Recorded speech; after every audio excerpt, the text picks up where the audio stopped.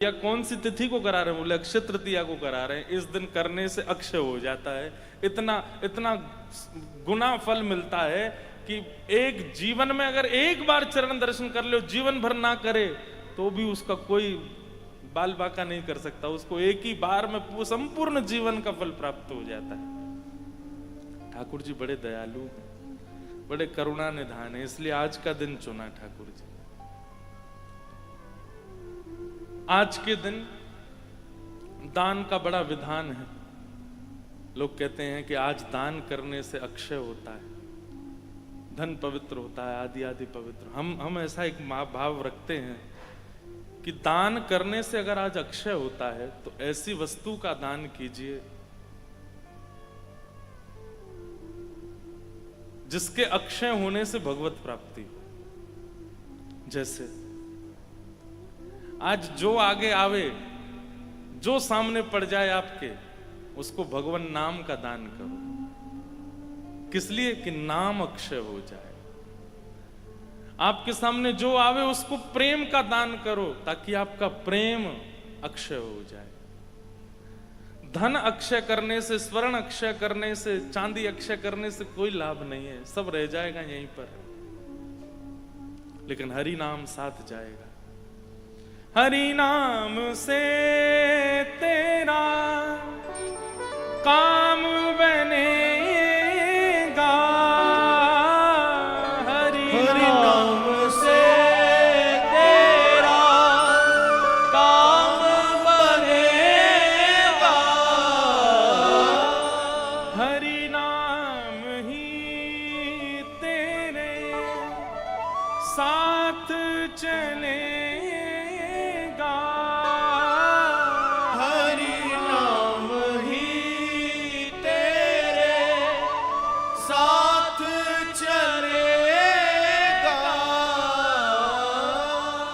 हरि नाम लेने वाला, हरि नाम लेने वाला, हरि नाम गाने वाला, हरि नाम गाने वाला, हरि का है प्यारा,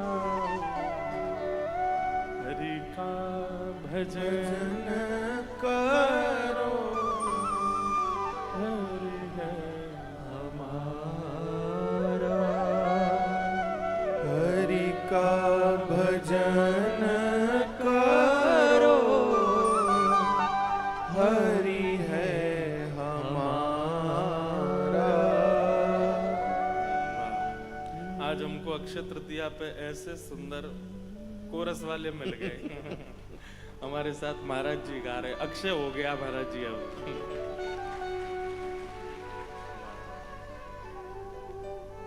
सौभाग्य है ऐसे महापुरुष जिनसे सदैव सीखा है, जिनसे सीखने को मिलता है। वो सन्मुख बैठ करके आपको सुन रहे हैं, आपको देख के प्रसन्न हो रहे हैं। इससे बड़ी कमाई और जीवन की कुछ नहीं हो सकती। तो आज अक्षय तृतीया है। धन धान्य तो दान रोज करना चाहिए, लेकिन आज तो नाम का दान करो, आज तो ज्ञान का दान करो, आज तो प्रेम का दान करो ताकि वो अक्षय हो जाए। आज चाहे जो कोई कुछ कर दे, गुस्सा भी आ रहा हो, क्रोध करना नहीं, अक्षय हो जाएगा। नहीं तो गुस्सा नहीं करना, आज क्रोध नहीं करना, गुस्सा नहीं करना, किसी को डांटना नहीं, फटकारना नहीं। आज जो करोगे सब अक्षय होगा। किसी का मजाक मत उड़ाना, सब अक्षय हो जाएगा। आज तो भैया एक क्षण भी हरि स्मरण के बिना ना निकले ताकि वो अक्षय हो जाए, वो अक्षय हो जाए। अंतिम श्वास तक हरि स्मृति बनी रहे, क्योंकि वही साथ रहने वाला है और कुछ साथ नहीं जाएगा। हमारा सौभाग्य है कि हम तो कथा कर रहे हैं और इतने सारे संतों की उपस्थिति में कर रहे हैं, इनकी साक्षी में कर रहे हैं। हे नाथ, बस यही कृपा करना कि ये भाव, ये वाणी की सेवा अक्षय हो जाए। बस यही करते रहें, उठते चलते फिरते बैठते गाते नाचते हरे हमेशा बस ये अक्षय हो जाए। आप सबको बहुत बहुत शुभकामनाएं। आज नवदा भक्ति महोत्सव का तृतीय दिवस और तृतीय भक्ति श्रवणम कीर्तनम विष्णु स्मरणम पाद सेवनम अर्चनम वंदनम दास्यम सख्यमात्मनिवेदनम।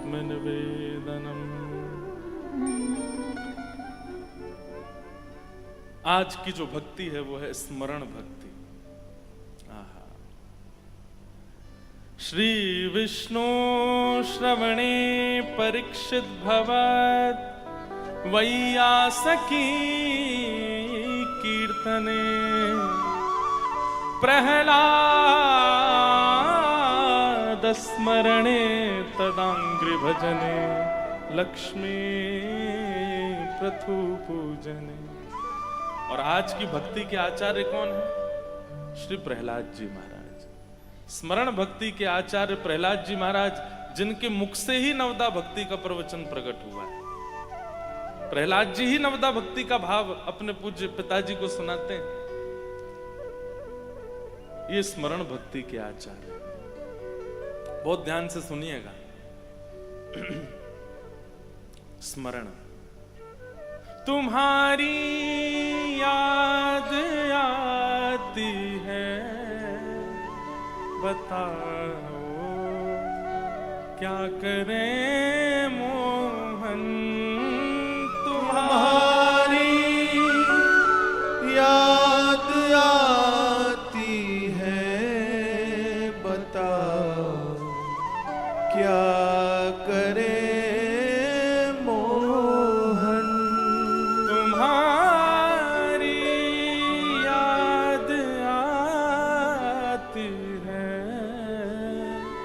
बताओ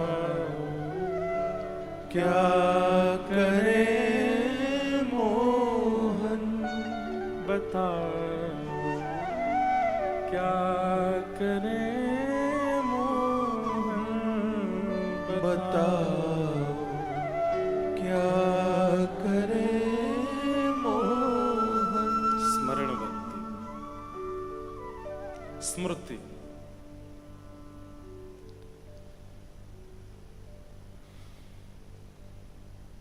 नवदा भक्ति में कुछ भक्ति ऐसी हैं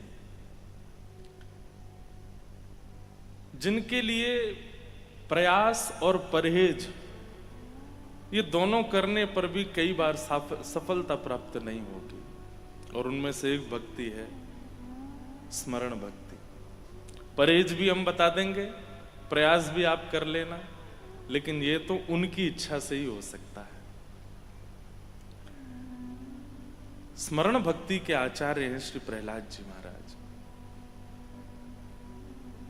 जिन्होंने कभी ठाकुर को देखा नहीं है, लेकिन बाल्यकाल से ही अपने गर्भ में मां के जब नारद जी महाराज के प्रवचन सुने, भक्ति भाव सुने, जन्म लेते ही उनके चित्त में वो भक्ति के बीज अंकुरित हो गए।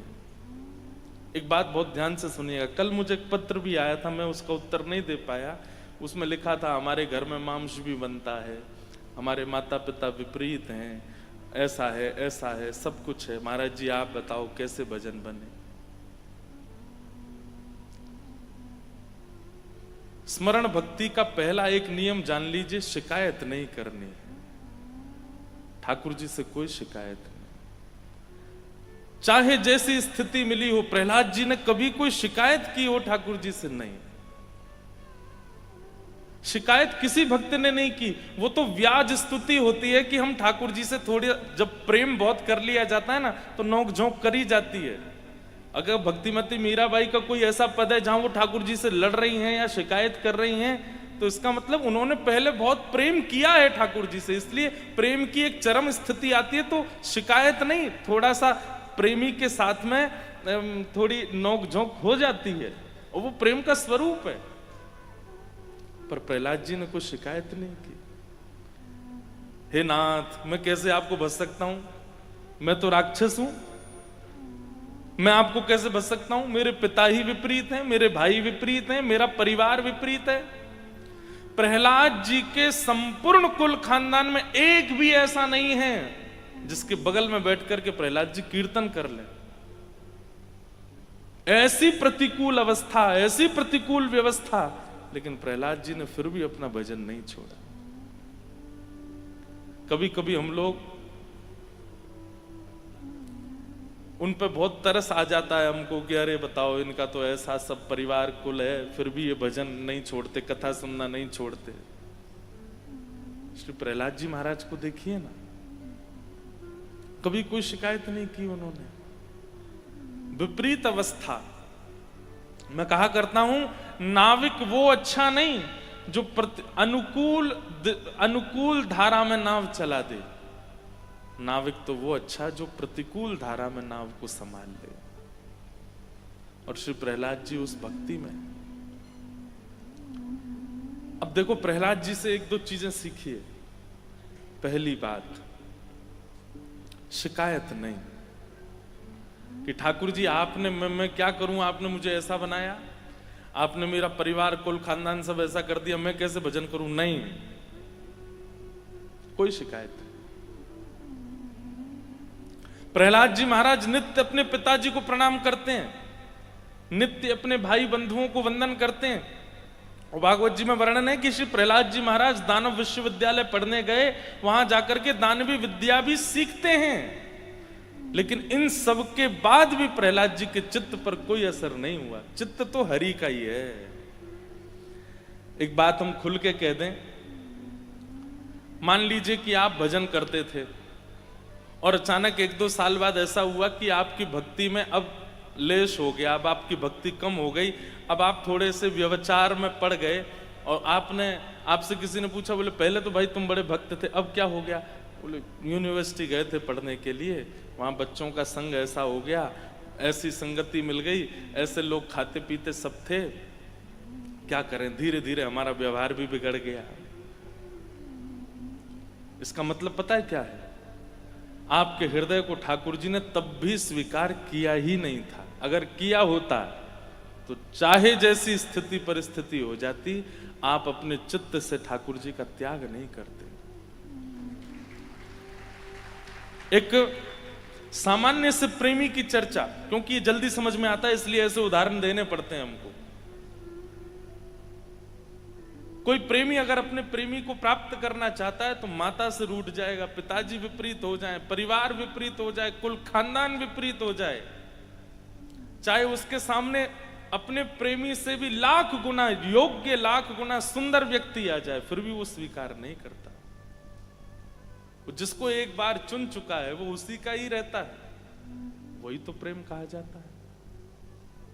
लेकिन पता चली कि हम जिससे प्रेम करते हैं उससे न ज्यादा पैसा वाला है ये, इसके संग रह लेंगे तो थोड़ा न ज्यादा हमको आगे भविष्य में कष्ट नहीं होगा, और फिर उसको हम छोड़ दें, और वहां तो ये प्रेम है। प्रेमियों की भाषा में इसको क्या बोलते हैं? बेवफाई। इसको क्या बोलते हैं? धोखा दे दिया। फिर बेचारा वो रोता है, देखना एक दिन तुमको पता चलेगा, आदि आदि सब बातें होती हैं। ठीक वैसे ही अगर एक बार हरि शरणागति ग्रहण की है, उसके बाद चाहे व्यवहार, चाहे संगति, चाहे आहार, चाहे कैसे भी स्थिति आ जाए, अगर उस स्थिति के आने पर आपके हृदय का स्वरूप परिवर्तित हुआ है, इसका मतलब वो पहले भी शुद्ध नहीं था, इसीलिए परिवर्तित हो गया। और अगर शुद्ध होगा तो महाराज अमेरिका की यूनिवर्सिटी में भी पढ़ाना, आपका व्यवहार नहीं बदलेगा, आपका चित्त स्वभाव स्वरूप नहीं बदलेगा। इसका मतलब वो पहले ही शुद्ध नहीं था, इसीलिए परिवर्तित हो गया। प्रहलाद जी से ये बात हमने सीखी है कि चाहे जैसी स्थिति आ गई, लेकिन प्रहलाद जी का स्वभाव नहीं बदला, शिकायत नहीं। स्मरण भक्ति का पहला सूत्र है, ठाकुर जी से कोई शिकायत नहीं। एक भाव मैं गाता हूं, उसमें पंक्ति आती है, न कोई शिकायत, नहीं कोई अर्जी, कर लो करा लो प्रभु जो है तेरी मर्जी। न कोई शिकायत ना कोई अर्जी, कर लो करा लो प्रभु जो तेरी मर्जी। सुख दो या गम जो भी, सुख दो या गम जो भी, सुख दो या गम जो भी, सुख दो या गम जो भी, मैं प्रेम से सहूंगा, जहां ले चलोगे वहीं मैं चलूंगा, जहां ले चलोगे वहीं मैं चलूंगा। समर्पण, ये दूसरी बात। स्मरण भक्ति में पहले तो शिकायत नहीं, और स्मरण भक्ति में दूसरा समर्पण। ऐसा समर्पण ठाकुर जी के प्रति, तेरे फूलों से भी प्यार, तेरे कांटों से भी प्यार, तू जो भी देना चाहे दे दे मेरे करता। तभी स्मरण भक्ति श्रेष्ठ हो सकती है। याद, स्मृति। महाभारत युद्ध जब मध्यस्थ ठाकुर जी ने गीता का ज्ञान दिया, तब अर्जुन को 18 अध्याय सुनाते हुए ठाकुर जी अंत में पूछते हैं, अर्जुन अब तुम्हारी स्थिति कैसी है? तब अर्जुन कहते हैं, नष्टप मोह स्मृतिर लब्धा, मेरा मोह नष्ट हो गया, मुझे स्मृति प्राप्त हो गई। स्मृति माने स्मरण, याद।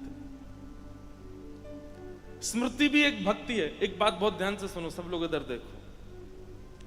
आप लोग नित्य नाम जप करते हैं, आप लोग नित्य तिलक लगाते हैं, नित्य अपने ठाकुर जी की सेवा करते हैं।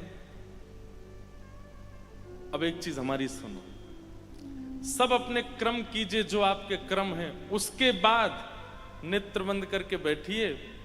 जब आप वृंदावन गए थे उस स्मृति को पुनः दोहराइए, जब आप जगन्नाथपुरी गए थे उस स्मृति को पुनः दोहराइए, जब आप श्रीनाथ जी गए थे उस स्मृति को पुनः दोहराइए, जब जोधपुर में एक उत्सव हुआ था, वहां संतों का आगमन हुआ, उस स्मृति को पुनः दोहराइए। वहां ये महाराज जी आए थे, उन्होंने ये बात कही थी, उस स्मृति को दोहराइए। यहाँ पर रामद्वारा में नवदा भक्ति महोत्सव हुआ, इस स्मृति को दोहराइए। संपूर्ण स्मृतियों का एक बार चिंतन कर लिया कीजिए। ये स्मरण भक्ति का एक स्वरूप है। बोलो गंगा मैया की। परम पूजनीय प्रातः स्मरणीय हमारे भगवत धाम वाले पूज्य बड़े महाराज जी स्वामी श्री विवेकानंद जी महाराज एवं छोटे महाराज जी परम पूजनीय स्वामी श्री रविंद्रानंद जी महाराज पधारे। आपके चरणों में बारंबार प्रणाम। स्मृति, व्यक्ति स्मृति रखता है विवाह की, व्यक्ति स्मृति रखता है अपने पुत्र के पैदा होने की, व्यक्ति स्मृति रखता है सब चीजों की। जब जब अवसर मिले, एकांत होते हैं, तो स्मरण किया कीजिए कि कब प्रथम मिलन हुआ था ठाकुर जी से, कब प्रथम वृंदावन दर्शन हुआ था, अंतिम बार जब वृंदावन गए थे तब कैसी सुगंधी थी, कैसी पवन थी, कैसी वायु थी, कैसे कैसे लोग मिले, कैसे दर्शन हुए, ये सारी अपनी स्मृति में रखिए। इन सब से स्मरण भक्ति पुष्ट होती है, स्मरण भक्ति में पुष्टि आती है। हम लोग याद रखते हैं पर उसका नित्य चिंतन नहीं करते, नित्य स्तवन नहीं करते, नित्य स्तवन नहीं होता। लिख लीजिएगा, अपनी भगवत दर्शन और धाम दर्शन और संत दर्शन की जो स्थिति है उसका नित्य चिंतन करो, नित्य स्मरण करो, नित्य याद करो। जब हुआ था उत्सव तो ऐसा हुआ था, तब ये हुआ था। कल जब हम नौका विहार कर रहे थे तो आपके तन को, पंच इंद्रियों को, आंख, नाक, कान, जीव और त्वचा, इनको जो जो अनुभव हुआ वो सब आपकी स्मृति में आना चाहिए। और स्मृति में आते एक दिन ऐसा आएगा कि आपकी स्मृति में जैसे चिंतन आप करोगे वो घटना आपके तन के साथ घटने लगेगी। बहुत ध्यान से सुनिएगा, ये बहुत अच्छा सूत्र हम दे रहे हैं आपको। नित्य अपनी सद स्मृतियों को चिंतन किया कीजिए। हमने सुना है श्री रैदास जी महाराज, रैदास जी के चरित्र में ऐसा भाव आता है महाराज जी कि जब उनको ठाकुर जी प्राप्त हो गए और उनकी सेवा करते थे तो रैदास जी खूब भ्रमण करते थे, सब जगह धाम जाते थे, सब जगह दर्शन करते थे। ठाकुर कभी बद्रीनाथ गए, कभी द्वारिका गए, तो तीर्थों में ही भ्रमण करते रहते थे। लेकिन जब से उनके ठाकुर जी की सेवा विराजमान हुई घर में तो सब जगह ठाकुर जी को ले जाना संभव नहीं हो पाता, प्रसाद और शुद्धि की व्यवस्था नहीं हो पाती थी।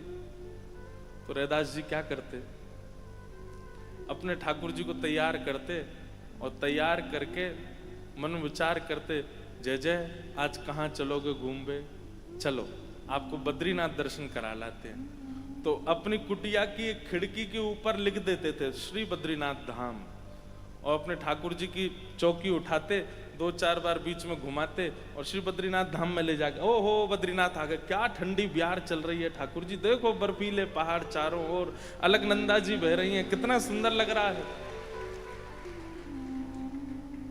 आज पूरे दिन बद्रीनाथ में विराजे। उस दिन सामग्री भी वो बनती थी जो शीतकाल में पाई जाती है, शीतकाल की सामग्री, ठंडी सामग्री नहीं। स्वेटर पहन करके घूम रहे हैं, शॉल ओढ़ रखी है, ठाकुर जी को भी शॉल पहना रखी। जेठ के महीना में भीषण गर्मी है बाहर कुटिया के, लेकिन भीतर तो महाराज उनका बद्री। और इसका ऐसा उनके साथ में प्रभाव होता था, कभी कभी भयंकर ग्रीष्म ऋतु में गांव के लोगों को सर्दी लगने लगती, कांपने लग जाते। बोले क्या करें, बोले जून जुलाई का महीना, जेठ का महीना चल रहा है, इतनी सर्दी क्यों।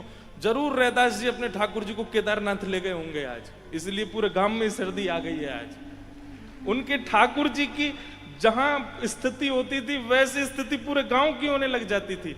हम कह रहे हैं गांव की तो नहीं होगी, लेकिन अगर कोई एक भक्त जोधपुर में ऐसा हो जाए, सब उसके घर के बाहर, भैया आज तू एक काम कर, बद्रीनाथ का चिंतन कर ले, बहुत गर्मी पड़ रही है बाहर, पूरे जोधपुर में लेकर हवा तो चल जाए। स्मृति भक्ति में, स्मरण भक्ति में ये सामर्थ्य है कि आप जो स्मरण करेंगे वो आपके तन के साथ घटने लगेगा। इसी को हमारे वृंदावन में महाराज जी मानसी भक्ति कहते हैं,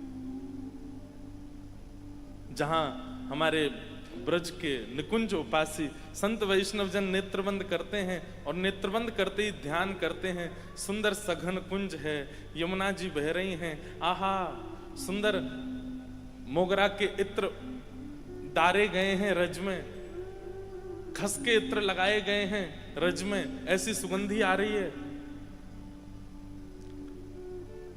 कुंज निकुंज में सुंदर मोगरा के पुष्पों से सजावट की गई है, ठाकुर जी का रत्न जटित सिंहासन विराजमान है, उस पर चंदन के छींटे पड़े हैं।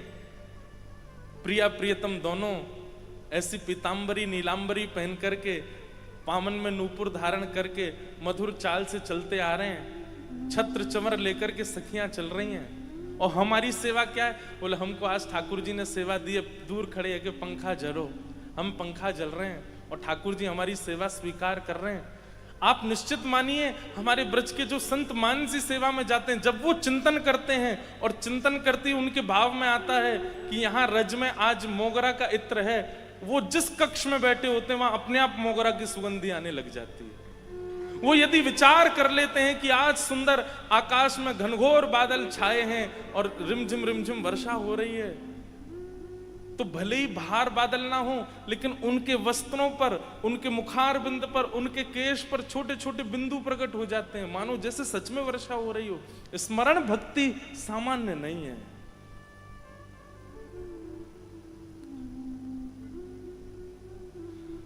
ऐसी स्मरण भक्ति हमारे श्री राधा वल्लभ लाल जी को जिन्होंने प्रकट किया, श्री हितरवंश महाप्रभु,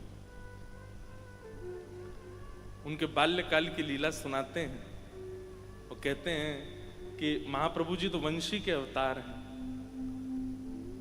तो जब आपके पूज्य पिताजी महाराज अपने ठाकुर की सेवा करते थे तो छोटे से श्री महाप्रभु जी, हितरवंश महाप्रभु, दूर खड़े होकर के देखते थे।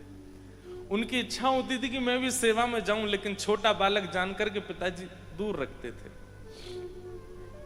लड़ते थे पिताजी से, मुझे भी सेवा का अवसर दीजिए। कभी जिज्ञासा करते थे, मुझे भी सेवा करनी है ठाकुर जी की। तो उनके पिताजी दूर की सेवा देते थे, समीप की सेवा नहीं। दूर की सेवा कैसे? बोले तुम पंखा जला करो दूर खड़े होकर के ठाकुर जी को। तभी कहते ठाकुर जी झूला पे विराज रहे, ये लो डोर पकड़ो, दूर से झुलाते रहो ठाकुर जी को। और जितनी सेवा मिलती थी महाप्रभु जी उसमें बड़े प्रसन्न होते, चलो जो मिले मिल तो जाए। एक दिन महाप्रभु जी ठाकुर जी को झूला झुला रहे थे छोटे स्वरूप में, और झुलाते झुलाते झुलाते झुलाते उनके नेत्र बंद हो गए, और नेत्र बंद होते ही वो तो निकुंज में प्रवेश कर गए। और निकुंज में एक सखी रूप, वंशी अली का रूप धारण कर लिया। और वहां पर क्या देख रहे हैं कि स्थिर स्थूल मूर्तिमंत ठाकुर जी नहीं है, प्रकट ठाकुर जी हैं। अपने हाथ भी हिला रहे हैं, अपने पाम भी हिला रहे हैं, अपने नेत्र भी मटका रहे हैं। किशोरी जी के गले में गलवैया देकर के खूब सुंदर सघन कुंज में विहार कर रहे हैं। आहा, ठाकुर जी के रास विहार का दर्शन करने लगे। बहुत सुंदर एक पद है, आ तो राय स्मृति में, बस एक स्वर दीजिए। आज गोपाल रास रस खेलत, आज गोपाल रास रस खेलत। श्री हितरवंश महाप्रभु का पद है। आज गोपाल रास रस खेलत, आज गोपाल रास रस खेलत। पुलिन कल्प तरु तीर री सजनी, पुलिन कल्प तरु तीर री सजनी, आज गोपाल रास रस खेलत। हरिवंश मगन मन श्याम। जय श्री हित हरिवंश मगन मन श्यामा।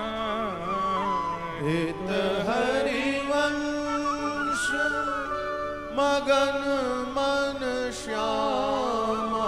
क्या कर रहे हैं? हरति मदन घन पीर रि सजनी, हरति मदन घन पीर रि सजनी, आज गोपाल रास रस खेलत, आज गोपाल रास रस खेलत। आज गोपाल, आज गोपाल, आज गोपाल। हित हरिवंश मगन मन श्याम। किशोरी जी कैसी हैं? बोले मगन मन में है। आनंद में हैं। क्यों? ठाकुर जी कर क्या रहे हैं? बोले हरत मदन घन पीर रि सजने। सबके चित्त के काम पीड़ा का नाश कर रहे हैं ठाकुर जी अपने नृत्य के द्वारा। अरे भाई, कोई सुंदर श्रृंगार करके आवे, वस्त्र आवरण धारण करके आवे, उसके प्रति इच्छा प्रकट करते हैं। पर ठाकुर जी तो ऐसा नृत्य करते हैं रास में कि उनके रूप लावण्य को देख करके चित्त में जो काम पीड़ा है वो भी नष्ट हो जाती है। ऐसे ठाकुर जी यमुना तट पर रास कर रहे हैं। अब ये क्या है? प्रत्यक्ष में तो हितरवंश महाप्रभु झूला झूला रहे हैं ठाकुर जी को, लेकिन नेत्रबंद हो गए और मन से स्मृति किसकी कर रहे हैं कि ठाकुर जी तो रास विहार कर रहे हैं और मैं भी एक वंशी अली गोपी हूं, ठाकुर जी के साथ रास कर रही हूं। स्थिति ऐसे होने लगी कि झूला झुलाते झुलाते श्री महाप्रभु जी को प्रश्वेत के बिंदु प्रकट होने लगे, क्योंकि नृत्य कर रहे हैं तो नृत्य में पसीने आ रहे हैं। हाथ से डोर छूट गई ठाकुर जी की, बस हाथ धीमे धीमे चल रहा है, डोर छूट चुकी है। अब इतनी सुंदर लीला है महाराज। अप्रत्यक्ष मानसी भाव में, स्मृति भक्ति में तो ठाकुर जी रास कर रहे हैं, लेकिन प्रत्यक्ष में सामने ठाकुर जी झूला झूल रहे हैं। सावन को महीना है और सावन में ठाकुर जी झूला काहे को झूले? क्योंकि सावन में हवा नहीं चलती, घनघोर बादल छा जाते हैं तो उमस जैसी होती है, इसलिए सखियां झूला झुलाती हैं ताकि ठाकुर जी को हवा लगे, ठाकुर जी को सुख मिले। सामने झूला पे बैठे हुए ठाकुर जी किशोरी जी तो कहने लगे, हे श्री जी, हे श्यामाजू, मुझको तो बड़ी गर्मी लग रही है, ये हरिवंश बालक तो झुला ही रहे हो। किशोरी जी बोली, पता ना है, वो तो रास की भूमिका में चलोगे और रास को स्मरण कर रहे हो। देखो रास कर रहे हो, आपके हाथ पकड़ करके झूम रहे हो, वो तो स्मृति भाव में चलोगे और स्मरण भक्ति में चलोगे। अब हमारी सेवा कैसे होगी? ठाकुर जी बोले, मुझको तो गर्मी लग रही, मैं क्या करूं? किशोरी जी बोली, अब कछु तो करो, गर्मी तो मुझको भी लग रही है। सो इतने में प्रत्यक्ष ठाकुर जी जिनकी सेवा होती थी वे सचल हो गए और सचल होकर के अपने झूला से नीचे पाम लटका लिए और अपने पैर के अंगूठा से टेक दे दे करके झूला झुला रहे हैं, अपने आप को स्वयं ही झुला रहे हैं। क्योंकि किशोरी जी को भी श्रम है, क्योंकि हरिवंश बालक तो स्मृति स्मरण भक्ति में चलोगे हो। यहां ठाकुर जी पैर से टेक दे दे करके झूला आगे पीछे कर रहे। किशोरी जी तो बड़ी प्रसन्न, हाँ अब ने एक सांस आई, अब ने एक हवा लगी, लेकिन ठाकुर जी तो और थक गए। पहले ही पसीना आ रहा और नेक पामन ते जोर जोर ते झुलाने लगे तो और थकान है गई। सो ठाकुर जी ने कहा कि अपनी पीताम्बरी के सब्र छोड़ जो बांधवे के हूं में वो सब खोल लिए और पीताम्बरी उतार करके अपनी माला वाला उतार करके सब धर दें। बोले, मुझे तो बड़ी गर्मी लग रही है, कहा करूं? ठाकुर जी जोर जोर से झूला झुलाने। इतने में ही महाप्रभु जी के पिताजी आ गए भीतर, और जैसे ही पिताजी का आगमन हुआ ठाकुर जी दौड़ करके बिना अपनी पोशाक धारण किए यूं जाकर खड़े हो गए।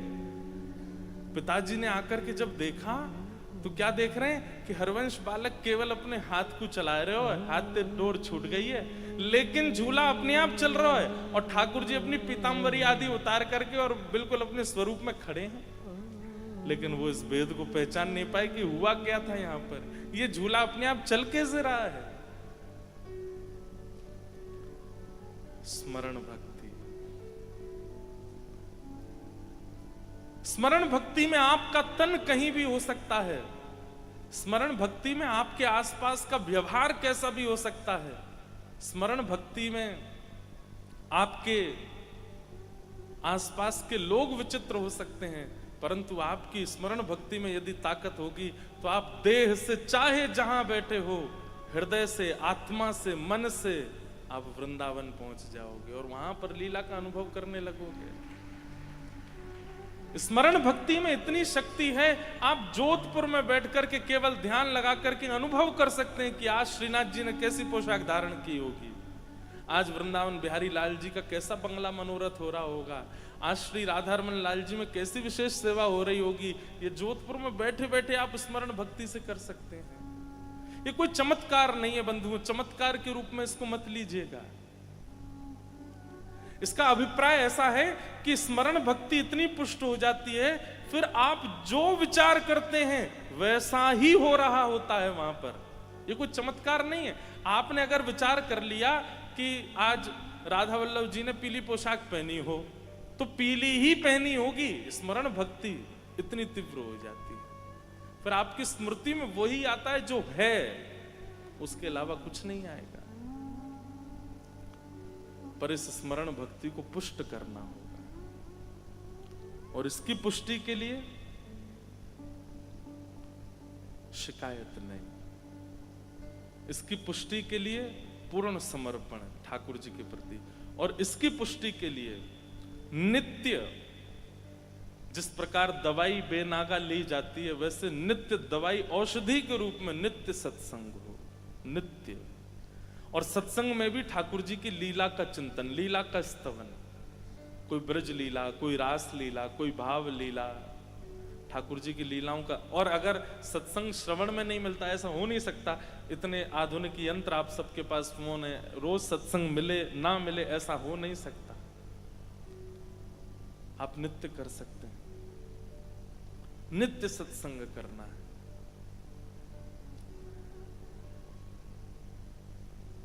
ये तीन कार्य, सत्संग, समर्पण और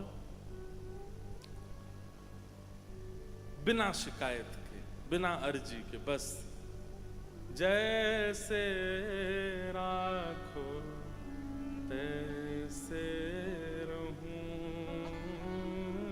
जैसे राखो तैसे रहूं।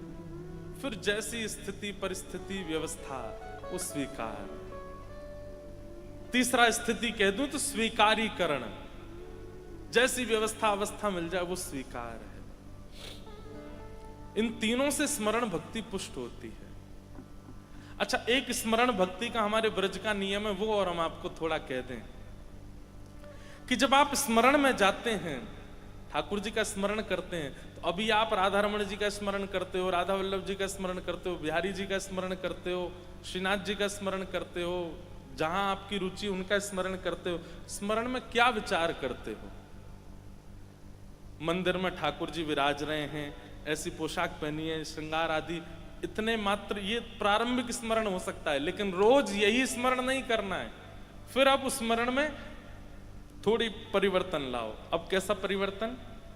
अपने हृदय कुंज में ही एक सुंदर निकुंज बनाओ, अपनी मति के अनुसार। ऐसे वृक्ष हैं, ऐसे पुष्प हैं, ऐसी पवन है, ऐसी नदी बह रही है, ऐसे सुंदर सेज है, और जिनका आप स्मरण करते हो, राधा रमण, राधा वल्लभ, बिहारी जी, श्रीनाथ जी, उन्हीं ठाकुर जी को सचल मान करके वहां विराजमान करो। और सचल रूप में ठाकुर जी आपके सामने सेज पर विराज रहे हैं। उसके बाद अपने गुरुदेव का स्मरण करो। हमारे गुरुदेव कौन?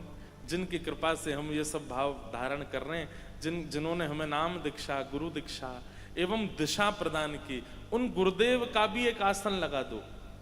बहुत ध्यान से सुनिएगा, बिना गुरुदेव को आसन पधराए यदि आप स्मरण भक्ति में जाएंगे, मानसी भक्ति में जाएंगे, तो हो सकता है आपसे अपराध बने। इसलिए गुरुदेव को वहां विराजमान कर दो, गुरुदेव हमारे बैठे। और उसके बाद स्वयं की जो सेवा आप करना चाहो वो सेवा ठाकुर जी से करो, वार्ता करो, ठाकुर जी की कुछ सुनो, अपनी कुछ सुनाओ। सखा भी आए, मधुमंगल श्रीदामा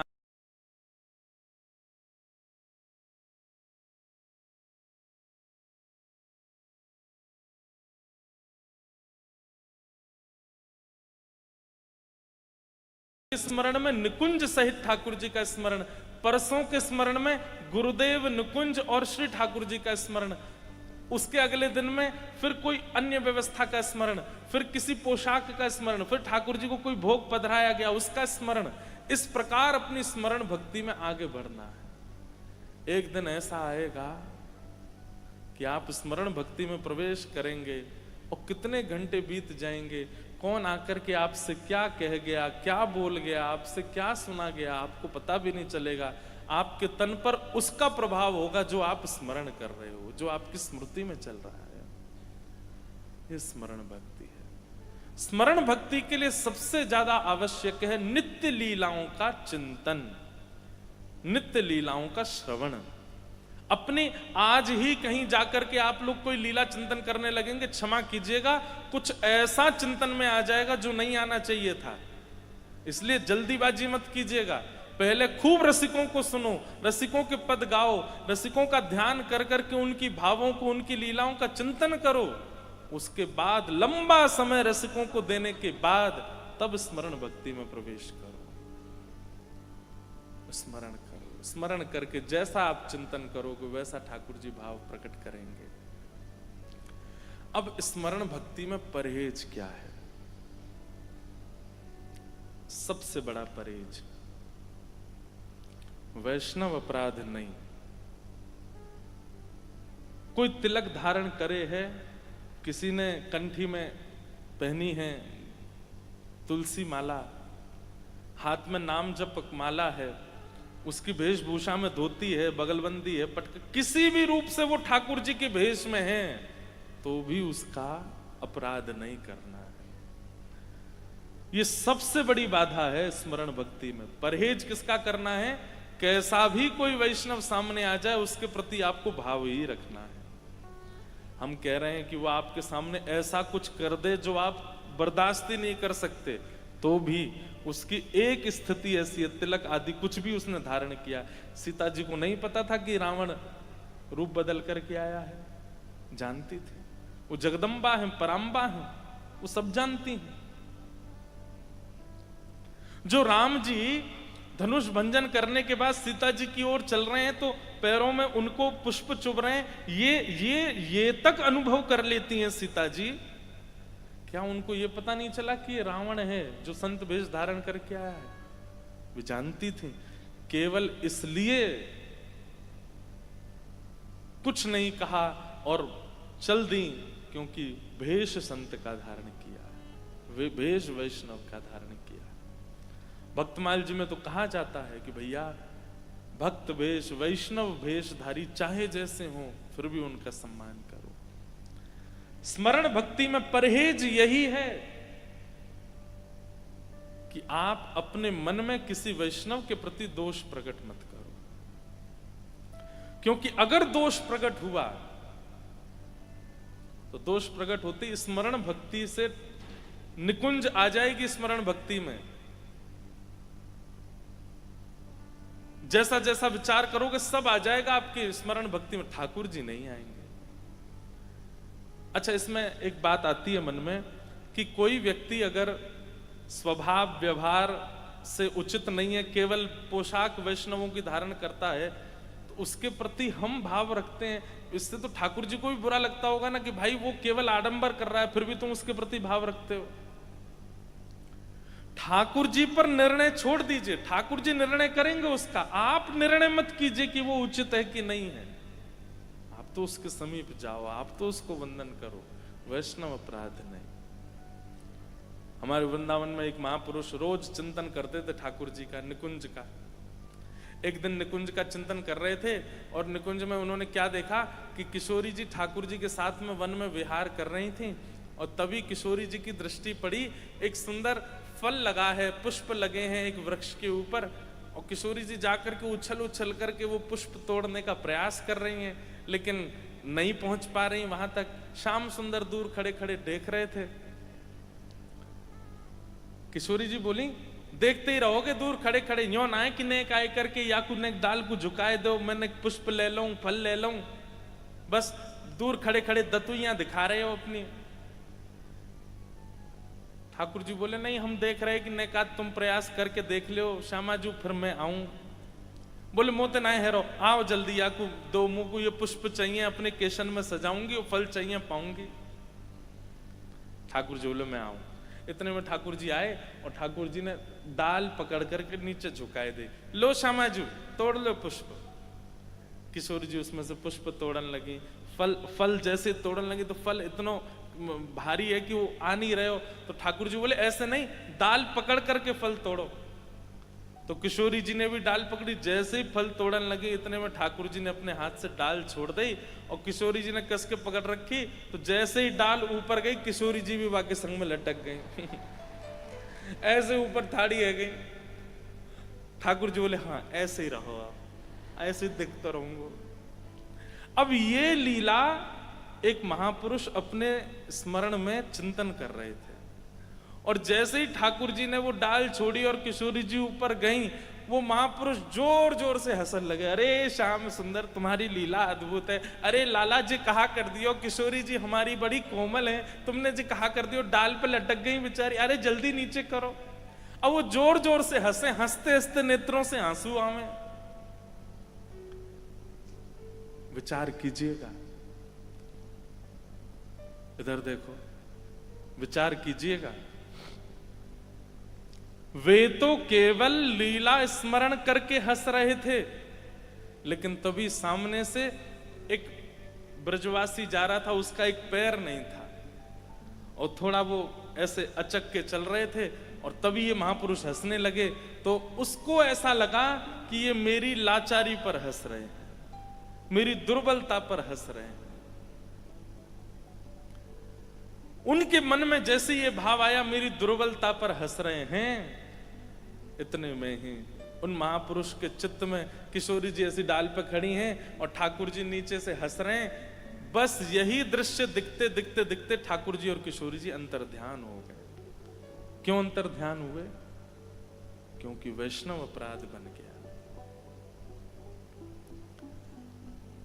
अब वो बाबा इतनी चिंता में आगे, बोले अरे ये लीला अधूरी कैसे रह गई, ये लीला यहीं पर विश्राम क्यों हो गई, ये आगे लीला का विस्तार क्यों नहीं हुआ।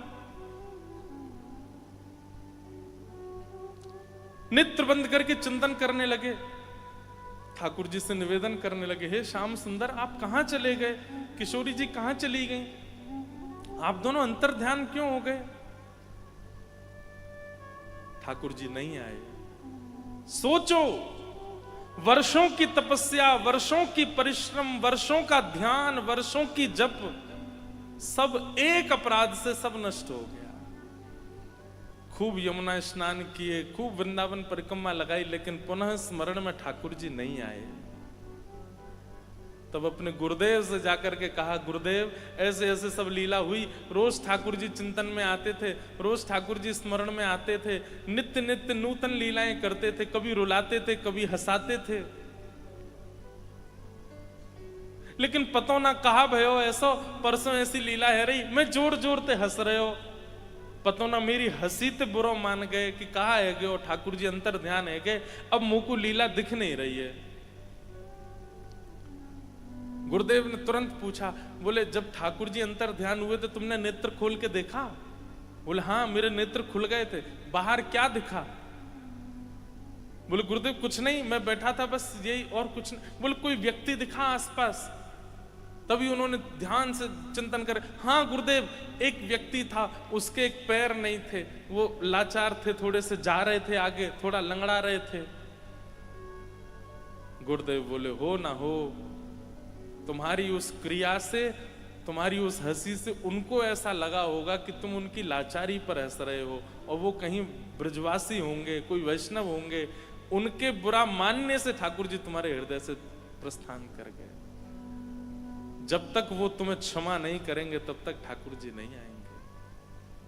क्या करूं गुरुदेव? बोले भंडारा करो, सबको निमंत्रण दो, और जितने वैष्णव आवे, इसके दो ही उपाय हैं, या तो जिसके प्रति अपराध बना है वो तुम्हें क्षमा करे, और यदि वो तुम्हें अब नहीं मिल सकते हैं तो उनके बदले कम से कम 100 महापुरुष तुमको क्षमा करें, तब जाकर के वैष्णव अपराध दूर होगा।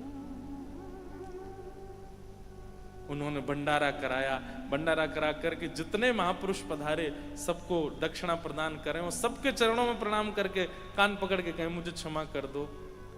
और जैसे ही वो कहें क्षमा कर दो तो महापुरुष, अरे तुमने कुछ किया ही नहीं, क्षमा क्यों मांगते हो, इधर आओ।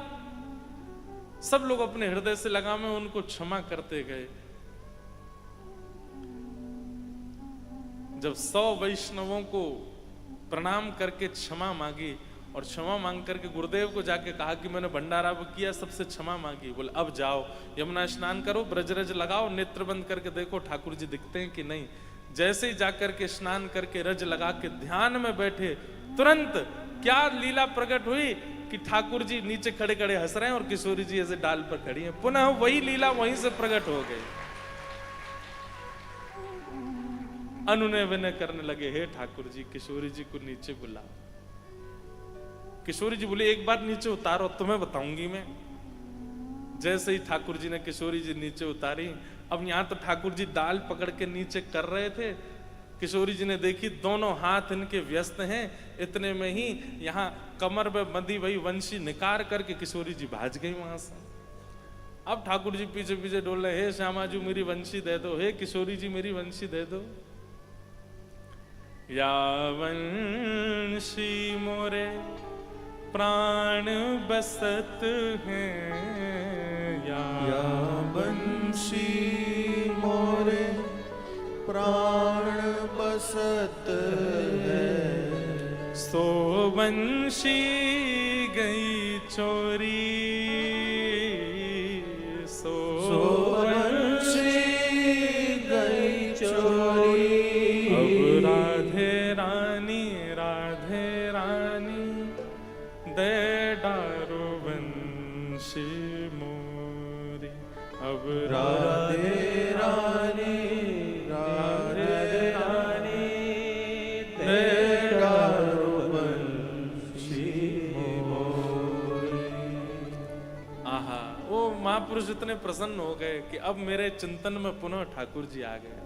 तब से उन्होंने नियम बना लिया, वो इतने एकांत में बैठ करके भजन करने लगे कि कहीं मानसी में वो हंस भी रहे हो तो सामने से कोई देख ना लेवे, और कहीं ये ना विचार कर ले कि मुझ पे हंस रहे हैं। क्यों? क्योंकि वैष्णव अपराध एकमात्र ऐसा है जिसके कारण आपकी भक्ति की क्षति होती है, आपके भाव की क्षति होती है, आपकी स्मृति की स्मरण की क्षति होती है। पहले आप कथा सुनते थे बहुत मन लगता था, लेकिन आजकल आपको नींद आने लग जाती है। इसका मतलब क्या है? कोई वैष्णव अपराध बना हुआ है आपसे। पहले आपका नाम जप बहुत बढ़िया चलता था, लेकिन आजकल आपको नाम जप में आलस आने लग गया है, ठाकुर जी की सेवा में आलस आने लग गया है। इसका मतलब कोई वैष्णव अपराध बना है आपसे। पहले ठाकुर जी की भोग सामग्री बहुत बढ़िया सिद्ध करते थे, लेकिन अब कभी चीनी ज्यादा हो जाती, कभी नमक तेज हो जाए, कभी मिर्ची तेज हो जाए, कोई वैष्णव अपराध बना है आपसे। इसीलिए सेवा में विघ्न आ रहा है। और सेवा में विघ्न तो चलो कई बार ऐसे ही आ जाते हैं, पर आपकी स्मरण भक्ति में यदि विघ्न आ रहा है तो इसका मतलब है कोई वैष्णव अपराध आपसे बना है। इसलिए स्मरण भक्ति का परहेज है, कोई वैष्णव अपराध ना बने। सब वैष्णवों के आगे हाथ जोड़ा करो, सबसे प्रार्थना किया करो, और बोल के जाके नहीं कहना कि हमें क्षमा करो, दूर से ही उनके चरणों में प्रणाम निवेदन करके हमें क्षमा कर दीजिए, हमसे कोई वैष्णव अपराध ना बन जाए। ठाकुर जी से ठाकुर जी को मांगना, ठाकुर जी से धाम मांगना, ठाकुर जी, ये तो बहुत आगे की बात है। उससे पहले बहुत पवित्रताएं मांगनी है ठाकुर जी से।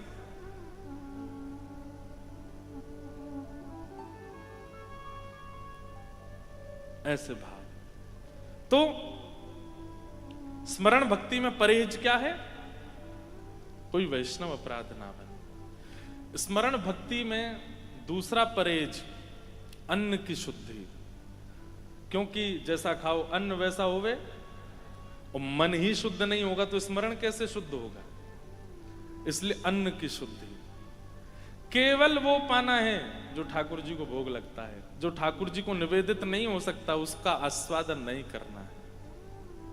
हमारे ब्रज में एक संत थे, भोजन के बड़े शौकीन थे।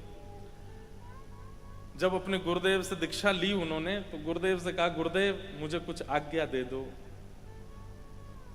तो गुरु जी ने भी ऐसी आज्ञा दी। बोले क्या? बोले केवल रोटी मठा से पाओगे आज के बाद, वो भी भिक्षा लेके। संत के तो हाथ पांव, वो जो नए नए संत बने थे हाथ पांव कांप गए उनके। बोले गुरुजी और जो चाहो कह दो, भोजन का तो कम से कम ये बोल दो कि बढ़िया पाया करूं मैं, बढ़िया पनीर की सब्जी बने, गड्ढे की सब्जी बने, मिर्ची बड़ा बने, जोधपुर का मिर्ची बड़ा।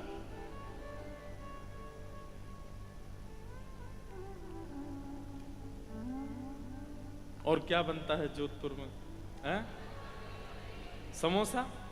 समोसा भी प्रसिद्ध है। मारवाड़ी, देखो महाराज जी कितने चटोरे आते हैं कथा में। एक से एक जानकार हैं सबरे। एक बात कहें, बारात में सजने की सबसे ज्यादा छूट दो ही को होती है, दुल्हा और दुल्हन को।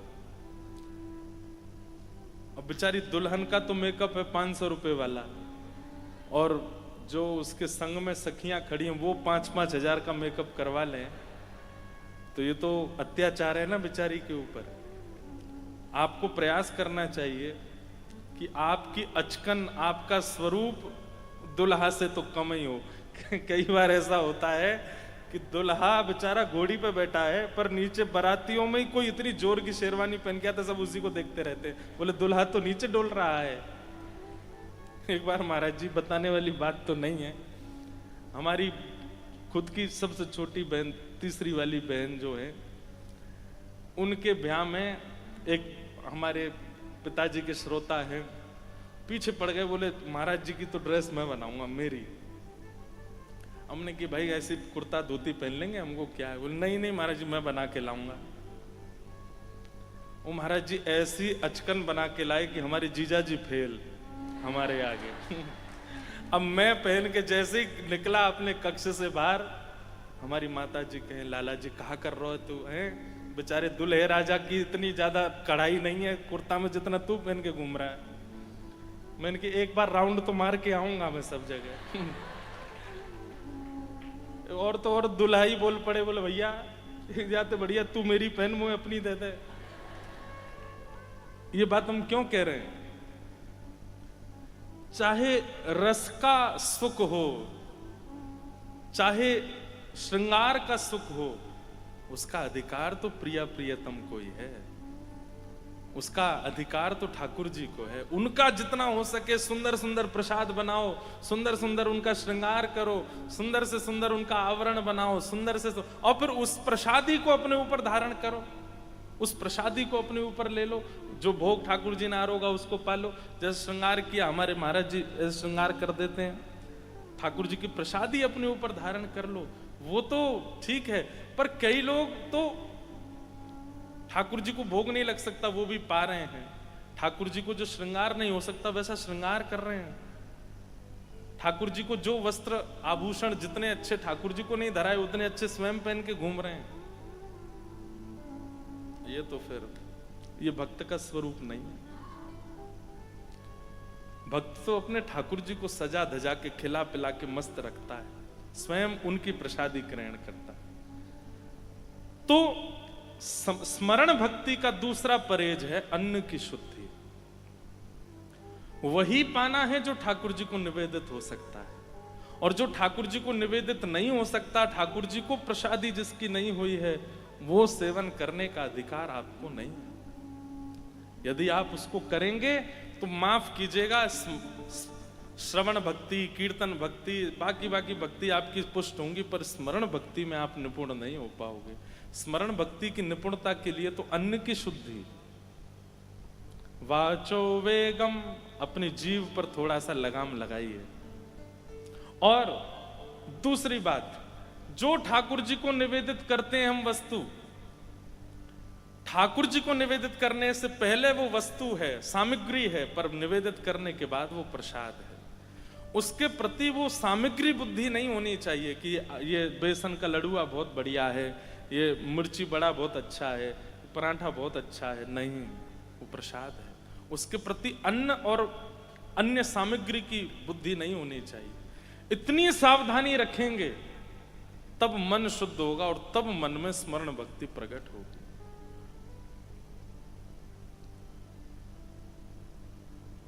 अन्न की शुद्धि, अन्न की शुद्धि और वैष्णव अपराध, ये दो परहेज हैं स्मरण भक्ति में। अगर ये दो किए जाएं तो निपुणता है। अब तीसरी बात, स्मरण भक्ति के आचार्य प्रहलाद जी, स्मरण भक्ति के परहेज,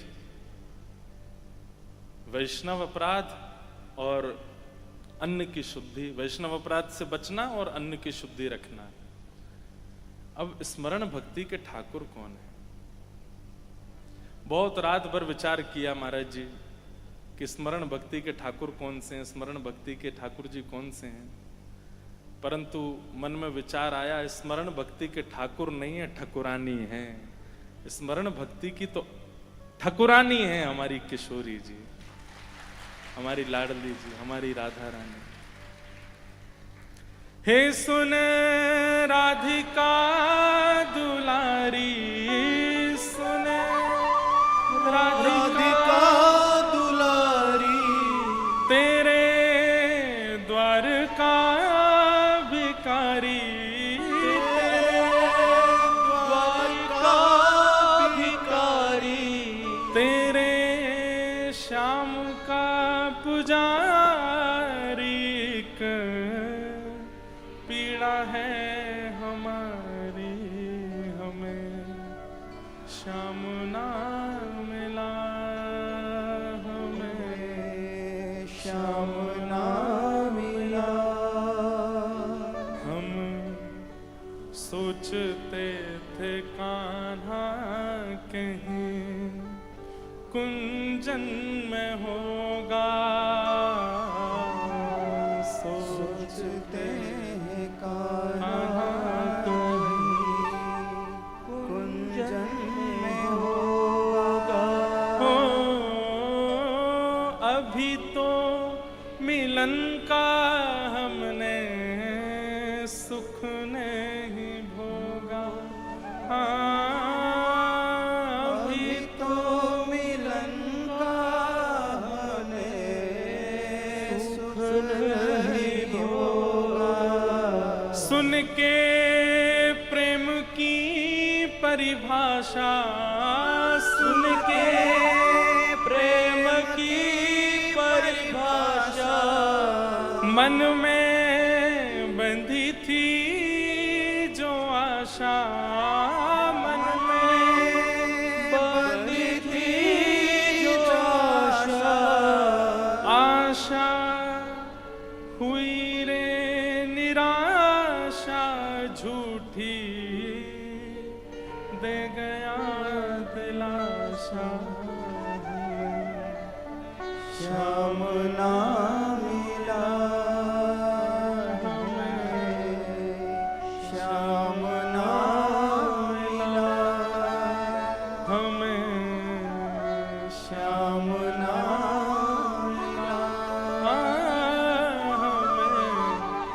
श्याम ना मिला। भैया श्रवण भक्ति के ठाकुर जी महाप्रभु जगन्नाथ, कीर्तन भक्ति के ठाकुर जी श्री पंढरीनाथ, पर स्मरण भक्ति के ठाकुर नहीं, ठकुरानी है हमारी किशोरी जी, हमारी राधा रानी। आपसे साधन ना बने, आपसे परहेज ना हो, आपकी स्मरण भक्ति को आप पुष्ट करने की इच्छा रखते हो तो किशोरी जी की शरण ग्रहण कर लो।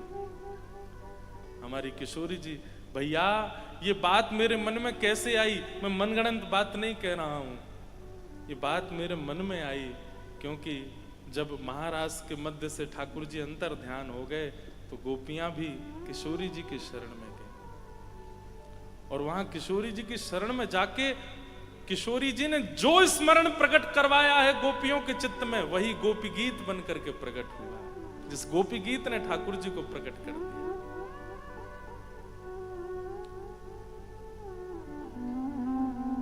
गोपियां क्या कर रही हैं?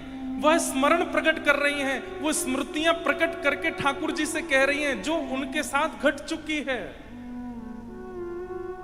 और वही स्मरण जब गाया गया और गाते गाते गाते जब रुदन हुआ तभी श्याम सुंदर प्रकट हुए। इससे ये बात पुष्ट होती है कि स्मरण भक्ति के ठाकुर नहीं, ठकुरानी है। स्मरण भक्ति की ठकुरानी हमारी किशोरी जी है। हमारी लाडली जी हैं श्री राधा रानी।